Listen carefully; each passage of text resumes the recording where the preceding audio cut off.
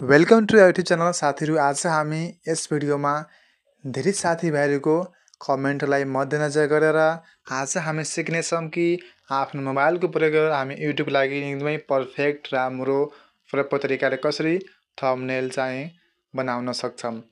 त्यसको लागि साथीहरू तपाईँले पहिला एउटा एप चाहियो जसको नाम रहेको छ पिक्सल ल्याब। तपाईँ पाउनुहुन्छ प्ले स्टोरमा पिक्सल ल्याब। साथीहरू तपाईहरु हेर्न सक्नुहुन्छ पिक्सल ल्याब यही नै एप्स रहेको छ। तपाईं ध्यान दिएर राम्रोसँग यसको लोगो हेर्नु होला। यही नै रहेको छ pixel lab test on pictures भनेर। साथीहरू यो एप्सलाई तपाईहरुले इन्स्टल गर्नुपर्ने हुन्छ। म चाहिँ इन्स्टल गरिसकेको छु, त्यसकारण डाइरेक्टली यसलाई म ओपन गर्नेछु। ओपन गरिसकेपछि तपाईहरुले यस्तो इन्टरफेस पाउनुहुन्छ। क्यान्सलमा क्लिक गर्नु होला। क्लिक गरिसकेपछि यहाँ तपाईले तीनटा डट पाउनुहुन्छ। तपाईले यो 3 डट माथि क्लिक गर्नु होला। क्लिक गरिसकेपछि तपाई थुप्रै अप्सन पाउनुहुन्छ। Use image from gallery, full screen, use image from camera, export image, image size. साथीहरु पहिला हामी के चाहियो इमेज साइज। इमेज साइज माथि क्लिक गर्नु होला।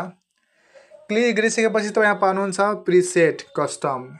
यहाँ डटमा क्लिक गर्नुहोस्, यहाँ चुज गर्नुहोस् युट्युब थम्बनेल।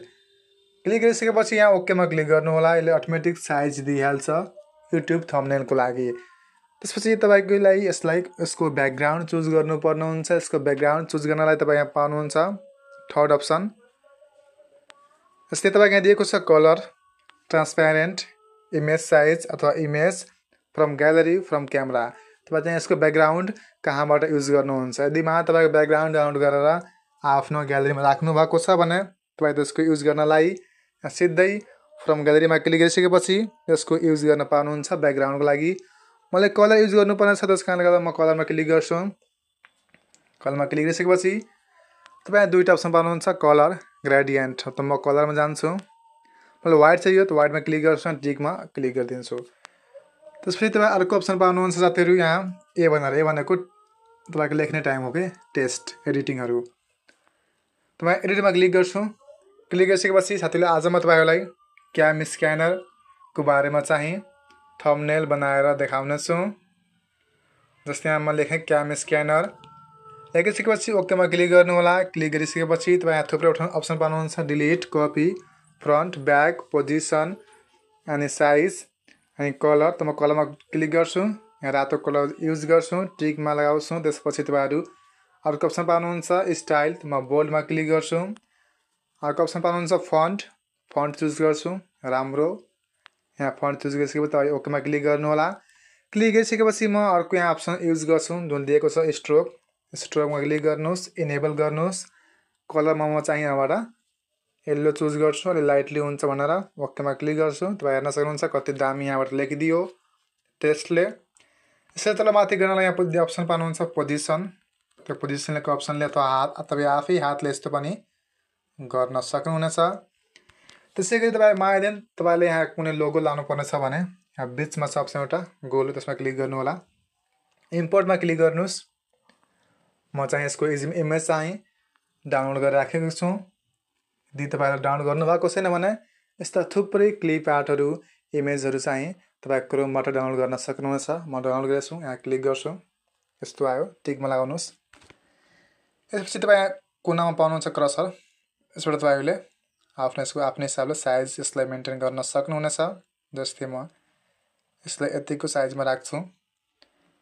अरू तपाईँ कुनै पनि एप्सको रिभ्यू गर्दै हुनुहुन्छ भने त्यसको एप्सको लोगोहरू सबै तपाईँ क्रोममा पाउनुहुन्छ। फेरि म अर्को इमेज लाउनेछु इम्पोर्टमा क्लिक गरेर। जस्तै यो लगाइदिएँ, टिकमा लगाउँछु। लगाइसकेपछि यहाँ यसलाई म सेटअप गर्छु। तपाईँ हेर्न सक्नुहुन्छ यसरी। म फेरि यहाँ केही टाइप गर्नेछु जस्तै पिडिएफ, त्यसपछि जेपिजी। त्यसै गरी तपाईँहरूको यहाँ एडिटिङ, यसको अर्को पाउनुहुन्छ स्क्यानिङ।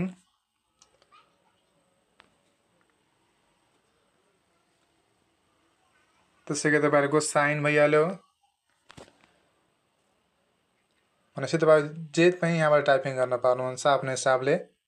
मलाई जे आवश्यक छ त्यो टाइपिङ गरिरहेको छु। तपाईहरु पनि यसको युज राम्रोसँग गर्न सक्नुहुनेछ। यदि तपाईहरु यसको ब्याकग्राउन्ड चाहियो भने ब्याकग्राउन्डमा क्लिक गर्नु होला। ब्याकग्राउन्डमा क्लिक गरिसकेपछि यहाँ तपाईँ के फंक्सन पाउनुहुन्छ त्यसलाई चुज गर्नु होला। म यसको साइजलाई अलिकति बढाइदिन्छु।